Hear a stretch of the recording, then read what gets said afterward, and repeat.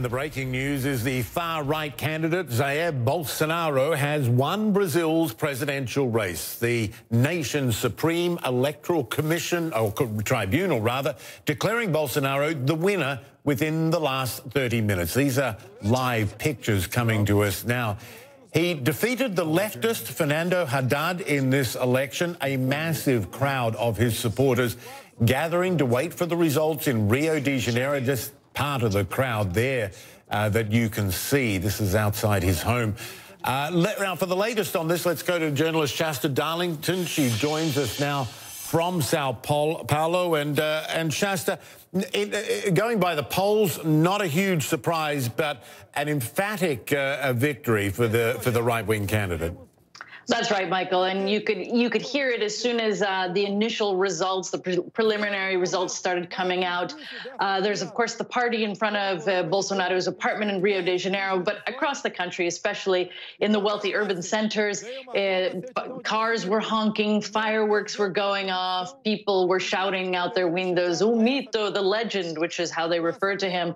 This is a very polarizing figure, but at the same time, a lot of Brazilians frustrated with the political corruption and the rising crime have really put their confidence in someone who for many years was known as this kind of incendiary figure in Congress, where he would make these remarks defending the military dictatorship, attacking women and gays and blacks. But over the recent months, he's come out as this kind of anti-establishment figure, vowing to combat the political corruption that has emerged in this massive scandal, and to really be tough on crime. And it obviously worked. His message was listened to by voters, and they voted on it, Michael.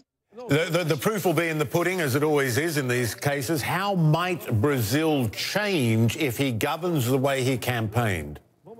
Well, I think, Michael, the next few weeks and months will be crucial. You know, on the one hand, he said he's going to be tough on crime, and that's where a lot of us expect his first measures to be.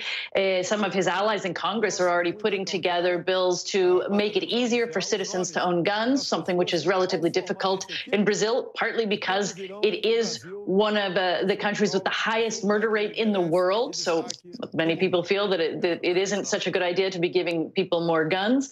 Other measures include making it easier for police officers to kill suspected criminals, and also to lower the legal age of criminal responsibility, so that, for example, a 16-year-old could be tried as an adult.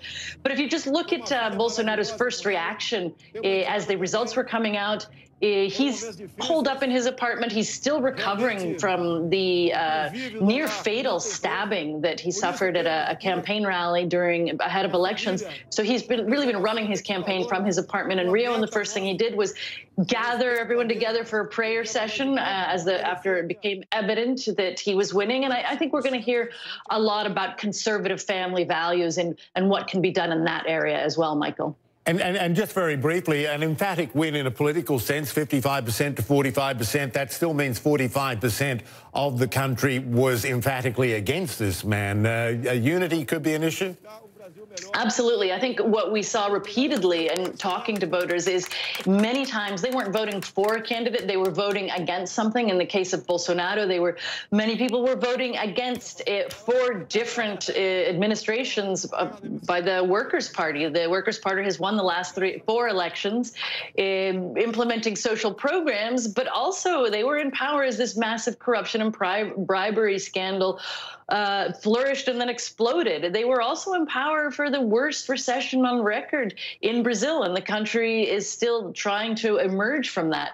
So a lot of people were voting against the Workers' Party, and a lot of that 45%, many of them weren't voting for the Workers' Party. They were voting against a man who they fear could be authoritarian, who will surround himself by retired generals and military men, and may not respect the democratic institutions in the way that they would like them to, Michael.